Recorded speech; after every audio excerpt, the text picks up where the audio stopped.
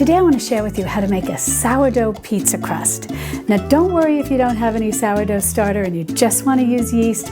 I'll show you where to substitute the yeast during this process because the technique is basically the same. And then we'll go on and make 2 delicious pizzas.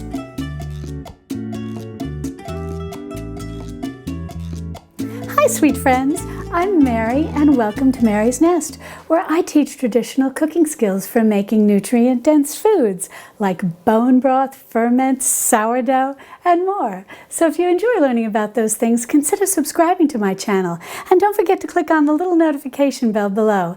That'll let you know every time I upload a new video. Well, I was recently contacted by a lovely young mother named Marissa from the channel Bumblebee Apothecary, and she likes to make nutrient-dense foods and invited me to participate in a collaboration with her to make sourdough pizza crust. And she also invited some of her friends whose channels were new to me, but apparently they like nutrient-dense foods as well. And their channels are, let me get my glasses here, Laura from the Our Oily House channel, and Rachel from this lovely little farmhouse channel. And so I'll be sure to link to their channels below, and be sure to check out their sourdough pizza crust recipes as well. Now we're going to be making 2 pizzas, and somewhere between 10 inches and 12 inches each. And so for those 2 pizzas, we're going to need 3½ cups of all-purpose flour. Now, if you have access to the Italian 00 flour, definitely use that. And that 00 flour is used specifically to make pizza, but don't worry if you don't have it. The all-purpose flour will work great. Next, you're going to need 2 teaspoons of salt, and this is just a fine ground sea salt. Use any salt that you have. And then you're going to want just 1 teaspoon of sugar. And again, use any sugar you have. If you're in the process of already making the transition from a processed food kitchen to a traditional foods kitchen, and you're incorporating more whole sugars like the sucanat or maybe maple sugar, any of those will work. You're just using a teaspoon. And it just helps a little with the flavor. Then you're going to want 2 tablespoons of olive oil. And next you're going to need some warm water, and just lukewarm, not hot, not cold, something that just sort of feels cozy like a warm bath. And if you're using sourdough starter, you're going to want about 1 cup, and if you're using yeast, you're going to want about 1 1/3 cups of warm water. Now I've got my sourdough starter here, and if you have your sourdough starter on the counter all the time because you're making a lot of sourdough bread, you should be all set with it because you're feeding it daily. If you're taking your sourdough starter out of the refrigerator, you actually want to start the night before, take it out of the refrigerator, feed it, and let it sit on your counter overnight until you're ready to make your pizza dough the next day. Now there's one thing I want to mention about the sourdough starter.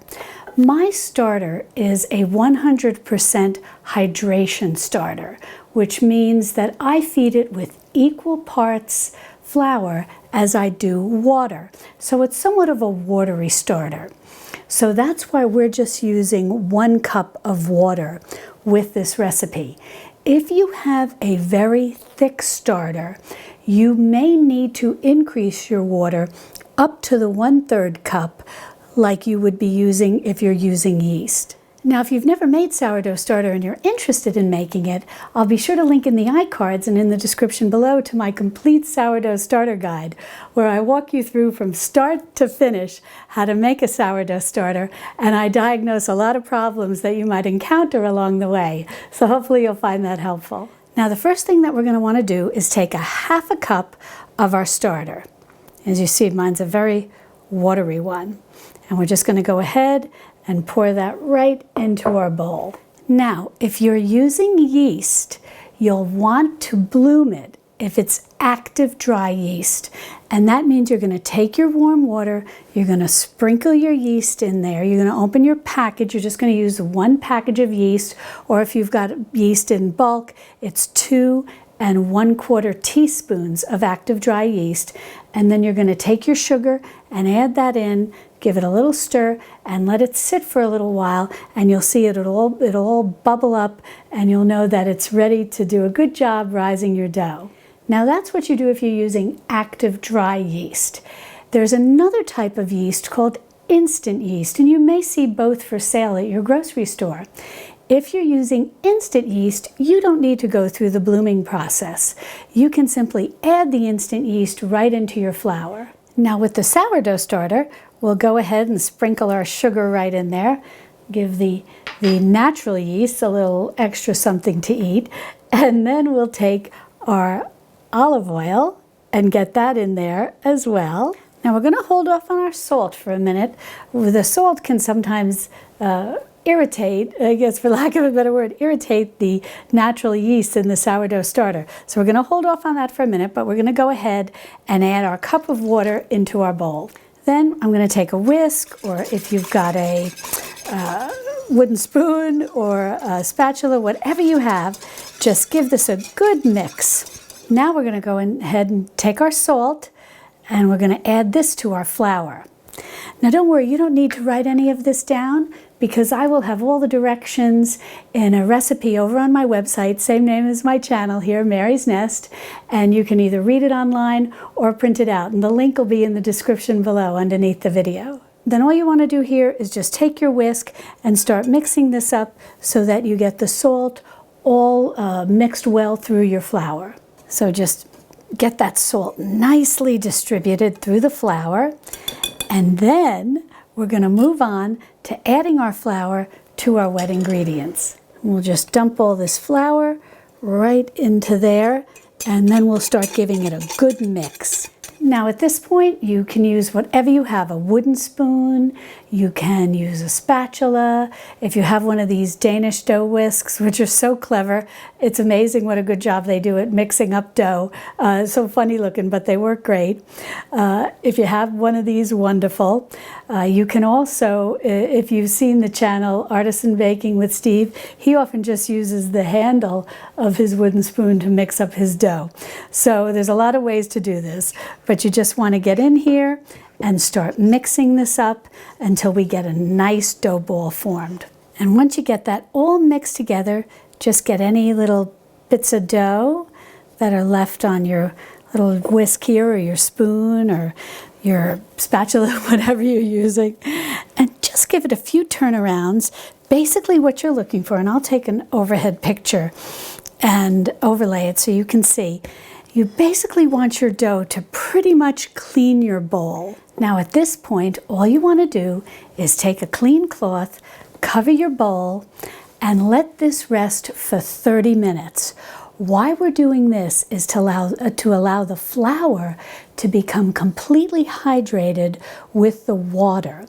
And also, while that's happening, the gluten strands will begin to develop, and it'll make it much easier to knead this. Well, now that we let this dough rest for half an hour, it's going to be much easier to work with. Now, I want to mention that working with dough is really more of an art than a science. And if this is the first time that you're making pizza dough, or just working with dough in general, you may be wondering, is my dough too dry? Is my dough too wet? Don't worry about it. Just follow your instincts. If you think it's a little dry, when you go to knead it, just put some water on your hands and work that into your dough. If you think it's exceptionally wet and sticky, just take a little plate like this with some flour, tap your hand in the flour, and then use that to knead your dough. And if it feels just right to you, then that's perfect. Over time, as you start to work with dough, you'll start to get to know what works best in your kitchen, because every kitchen is different, every day is different. The weather outside can affect your dough, and some days you'll feel, oh, I think it needs a little more moisture, or I feel it needs a little more flour. And you will be able to experiment, because you will be baking it, you know, whether you're making the pizza dough crust or bread, and then you'll remember what it felt like, and then you kneaded it and put it into your oven, and were you happy with the way the bread came out, or did you feel that it needed some adjustment? And so over time, you're going to become better and better at baking. Now, if you feel your dough feels good and it feels that you can hold it and work with it, don't add any extra flour, don't flour your board, don't wet your hands, don't do anything. Just put your dough onto your board and start kneading it. And I'll take a close-up picture so you can see exactly what I'm doing. But don't worry if you're not an expert kneader. It's really, in my humble opinion, I should say, I don't think it's a science. You just start pulling and folding and you'll be fine. Now, if you have one of these plastic bench scrapes, this can come in very handy. As you're kneading your dough, if it sticks to your board, you can just take your bench scrape and get it up like that and put it back into your dough. If you don't, and these are very reasonable, look for one in the kitchen aisle at your grocery store. You're going to be very happy if you have this. But if you don't worry. You can use a spatula and it works the same way. So we're going to start kneading this. And basically, you're just going to press it down a little and you're going to start folding it over like this and then working with the palm of your hand and pressing outward. And then you're going to do a quarter turn and you're going to do the same thing. And a quarter turn and you're going to do the same thing. And I'll take a close-up picture so you can see what I'm doing. So you just want to keep turning it over on itself and kneading it. Now, I'm older, so I'm using both hands on top of each other. But if you're stronger than me, you can do it with one hand. And you just want to keep doing that, a quarter turn, a half turn, and just push into it and spread it out. And then periodically, you can give it a little stretch and then fold it over on itself. And just keep working it. And you're going to want to knead this. It's a good workout for your arms. You're going to want to keep kneading this for about 8 to 10 minutes. Now, certainly if you have one of those big stand mixers with a dough hook, you can use that to knead your dough. But if you don't have it, don't worry. You don't need any machine to make pizza dough or any kind of bread. All you have to do is knead by hand. And so hopefully after about 8 to 10 minutes, you will have a nice round, relatively smooth ball of dough. But how do you know when it's kneaded enough? What you do is take off a little piece of dough, maybe about the size of a small golf ball, and roll it in your hand. And what we're going to do is something called the windowpane test. Now what you want to do is just get it into a nice, the little piece, get it into a nice little ball. Then you're going to start pressing it with your fingers, almost like you were making like a little mini pizza pie, or pizza. When I was a kid, we called them pizza pie. And you just keep doing this until you can get it relatively thin. And I'll overlay a picture so you can see exactly how I'm flattening this out. So you're just going to keep flattening it as much as you can and getting it as thin as you can. And then there are two things you need to watch for. Once you start to get it relatively thin, you want to start trying to pull it apart a little bit. Now you want to do this very gently. If you tug on it, yes, of course you're going to rip it. But if doing this gently and it tears, you've not kneaded it enough. So you just want to keep sort of pulling it apart very gently, flattening it out, seeing if it tears. If it tears, you're going to have to go back and knead it a little more. But if it doesn't, you just keep working it to try to get it as thin as possible. And what we're trying to do is get it to the point where it's translucent, hence the name windowpane test, so that it's translucent and that you can see light coming through it. Now I took a picture of this near a light so that you could see how the light can come through the dough. And that's the windowpane test. If you can actually see light coming through parts of the dough, it's translucent and it's passed the test. It means that you've kneaded your dough enough. But I want to let you in on a little secret. If your dough is a little under-kneaded, or if your dough is a little over-kneaded, it's not the end of the world. It makes about a 10% difference in the final product, the bread or the pizza dough crust you're making, whatever the case may be. And most people really aren't going to notice. So I don't want you to worry when you're doing this windowpane test. I was thinking of the finger poke test. That comes later. If it's not perfect, don't worry. If you're not 100% sure, did I knead it enough? Did I not knead it enough? Don't worry. If it basically comes together and pretty much looks like this, you're going to be okay. The next thing you want to do is take your bowl, and you can use the bowl that you made your dough in. Don't worry about it at all. And just put a good, generous amount of olive oil in there. And then we're going to put our dough right in, seam side down, and we're just going to swizzle it all around. Just get those sides of the bowl all covered with olive oil, using the dough to do it. Then you can flip it over if you want, but I usually like and get the top covered with olive oil and then flip it back over again. But I usually like to just pour a little olive oil right on top. And then just take my hand, and that way I know it's beautifully covered with olive oil.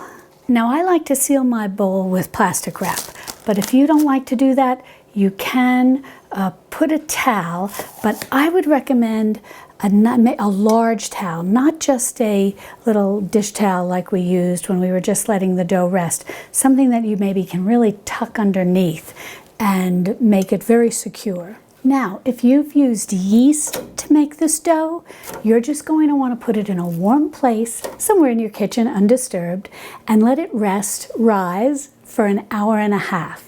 And I'll put a timestamp in the description below so that you can jump ahead and skip over the next sourdough process and just proceed with the technique to make your pizza dough crust. Now, if you want to do what I call the quick and easy or fast sourdough version, you can let this rise about 2 hours and then make your pizza crust. Now, is it truly 100% officially sourdough, and will it taste like sourdough? Not really. But if you are on that journey from the processed foods kitchen to a traditional foods kitchen, and you think your family may not like the sour taste associated with sourdough, this can be a good place to start. So just put it in a warm place in your kitchen. It's going to need probably about 2 hours, maybe a little more, because you're working with the starter as opposed to the commercial yeast. And then again, I'll have the timestamp where you can jump ahead and proceed with the technique of turning this into a pizza crust. But for those of us who are the hardcore sourdough people, we're going to go ahead and put this in the refrigerator from anywhere from 12 to 24 hours and let it rise very slowly. Now, can you let this rise on your counter overnight? Certainly. But when it comes to making pizza dough, to give it that nice texture, that nice like little bit of chewy texture, a slow rise can really help with that. And a rise in the refrigerator is going to be slower than a rise in a warm kitchen. So I'm going to go ahead and put this in my fridge, and I'm going to leave it there overnight, and then tomorrow I'm going to allow at least 12 hours to pass. We'll take this out and we'll continue on with turning this into a pizza crust. Now, if you've let your dough rise on the counter for an hour and a half because you used the commercial packaged yeast, or you let it rise on your counter for about 2 hours if you used a sourdough starter but you wanted to go with the quick method, at that point where the hour and a half or the 2 hours have passed, you're going to want to check and see if your dough has risen sufficiently. Now, normally you'll hear people use the term double in size, and if it looks like it's doubled in size to you, that's great. Now, the other test that you can do is something called the finger poke test. And what that involves is making a poke into your dough with your finger just up to about the nail bed. And when you give the dough a little poke, if it springs back right away, that means it's not risen enough. So you probably want to give it another 5 or 10 minutes or so and then test again with the finger poke test. If, on the other hand, it stays indented, or it stays indented and then maybe after a little while it starts to come back, then it's risen sufficiently. Now, you may have heard that if you do the finger poke test and it stays completely indented and doesn't move back just slightly, then you've overproofed it. Don't worry about that. My feelings about the finger poke test are similar to my feelings about the windowpane test. In that one, we were concerned, do we over-knead or under-knead? In this one, we're concerned with, did we let the bread rise enough or not rise enough? But the bottom line is, it doesn't make a significant difference in the final product, maybe about 10% one way or the other. Because if you let your bread rise for about an hour and a half, it's probably going to have risen the amount that it needs to have risen. So if you do the finger poke test and you can't tell, is it coming back a little bit, is it staying perfectly indented, or whatever the case may be, if you let it rise about an hour and a half and you put your finger in and it stays in a little, you're fine. You can proceed with the next step. Now this is my dough that I let rise in the refrigerator overnight, and it was in there probably about 18 hours. And then what I did was take it out about an hour ago and let it come up to room temperature. Now, no matter what dough that you're using, the first thing that you're going to want to do before you proceed with anything else is to make sure that your oven is preheated to 475 degrees Fahrenheit. And you want to make sure that it's been preheated for maybe a good 20 minutes. You want your oven to be nice and hot when we get ready to put our pizzas in. There are different schools of thought as to where the rack should be in your oven.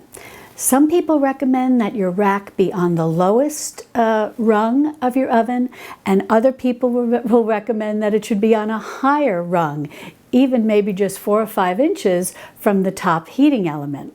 I just split the difference and put my rack right in the middle. And really, it's a matter of experimentation. Get to know your oven and experiment putting your rack on different levels when you make pizza and see what works the best for you, that the top is cooked well and that the bottom browns nicely. Next, if you have a pizza stone, which is terrific, you can put that onto your rack, and that's what your pizza is going to bake on.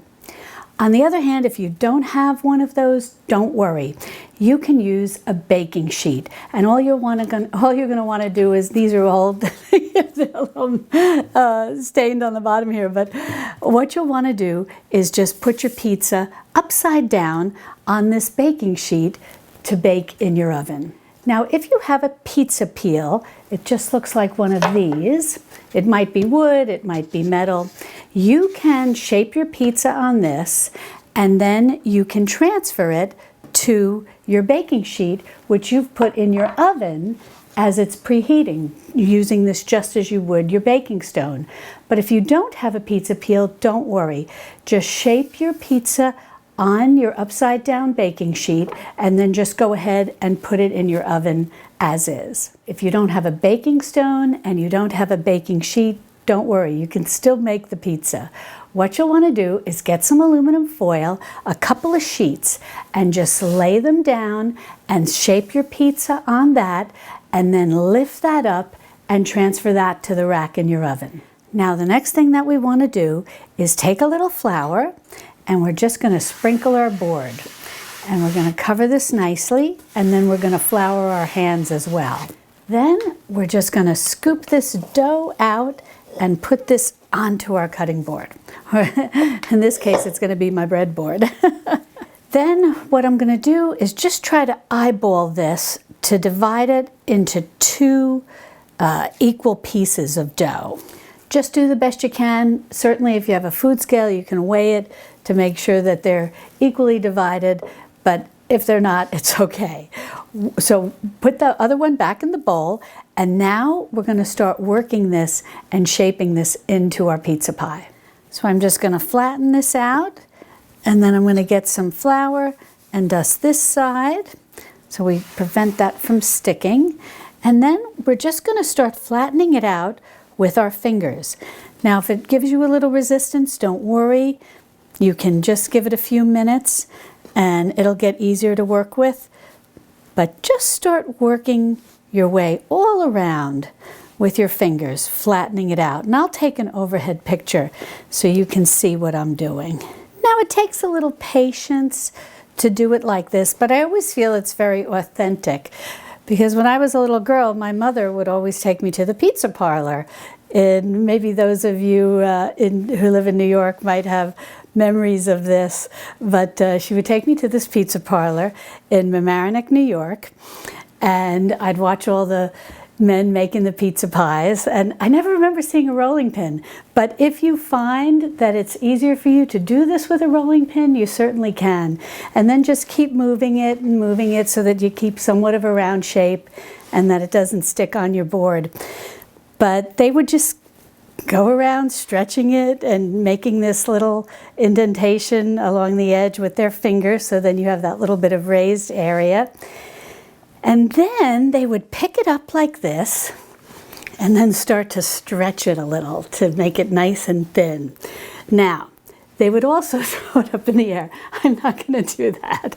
But if you can, you know, just kind of go around a little and stretch it out. Well, I'm happy with the shape of my pizza here. So now what I'm going to do is transfer it to my peel before we start putting the sauce and the cheese on it. And on my pizza peel, I'm just going to go ahead and dust this with a little semolina. And semolina is just the middlings from durum flour. But you can use cornmeal, you can use regular flour, whatever you want. This will just help things not stick. So then we'll just transfer this right on. Woo. I'm going to be a little quick about that. Okay. Now, if you are using your turned upside down baking sheet, you can do this whole process right on your baking sheet, just like I could have done this right on the peel. But I got started on the board, and so I was like, well, I'll just worry about putting it on the pizza peel later. In any event, and the same with aluminum foil. If you're going to do it on aluminum foil, you can put your aluminum foil down and start shaping it right on your aluminum foil, so you don't have to pick it up once you get the perfect shape. Now, the next thing that you're going to need is your tomato sauce. You can use any tomato sauce you want. It can be homemade or store-bought, whichever one you like that has a nice flavor to you. So what you'll do is take a ladle and put it right in the middle. Now, what we're going to make here is just a plain cheese pizza. And then we'll make a pepperoni pizza, because those were the two that I grew up with. When we'd go to the pizza parlor, you had the choice between a slice of cheese pie from a large pie, that's they would call them, or a pepperoni pie. And I would always get the pepperoni. I loved it. And it was 25 cents, can you believe? And then if I was maybe I guess you could say if I was lucky, and my mother would buy me an Italian ice, lemon ice that was 10 cents. It was delicious. Oh, those were just wonderful. But in any event, you just want to go very gently, just spreading your sauce all around, and I'll take a picture and I'll overlay it so you can see exactly what I'm doing. And you just gently go around spreading your sauce within about an inch, half inch of the edge of your pizza. You don't want to go right to the edge, just, as I said, about a half inch or an inch. Right, close to the rim, but you want to make sure that that crust can puff up a little on the outside. Now, I don't like a lot of sauce on my pizza, but you can certainly add more than this if you want, but this, I find 1 ladle's worth is perfect for a pie that's about 10 inches, and this is about 10 inches. Next, what I've got here is some fresh mozzarella.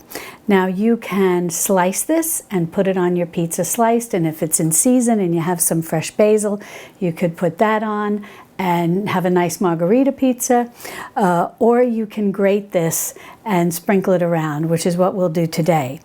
And if you have aged mozzarella and you want to use that, that grates very well. It's the type that, if you've ever seen those string cheeses and whatnot, you can buy that in a block. And that's more the aged mozzarella. It almost has a little bit of a pale yellow color to it, and it's very easy to grate, and it works great on pizza pie. Or pizza. I can never stop saying pizza pie. And just like the sauce, when it comes to the cheese, use as much or as little as you like. And you're just going to want to go ahead and sprinkle this all on top of your sauce. Again, staying within that half inch or inch away from your crust. or the rim of your crust. And now this glorious beauty is ready to go into the oven. And I'm just going to shake it off the peel onto my pizza stone. Again, if you're using the turned upside down baking sheet, you can just go ahead and transfer the whole thing into your oven. If you're using aluminum foil, again, just transfer the whole thing into your oven. We're going to let this bake for 20 minutes. Well, I've got my next pizza shaped and I've got all the sauce on. Now I'm going to go ahead and sprinkle on the cheese, and then we'll top it with pepperoni, because those are our two favorite here in this family. A plain cheese pie, as they say, and a pepperoni pizza. Now, you can put on anything you want. If you want to put on ham and pineapple and chicken, you can even replace the tomato sauce and you could do barbecue sauce. And you could really get fancy and very experimental. You can make a pizza pie any way that you want to make it. So now I'm just going to go ahead and put the pepperoni. I like to put the pepperoni on top of the cheese, but it's really personal preference. Whatever you like to do is terrific.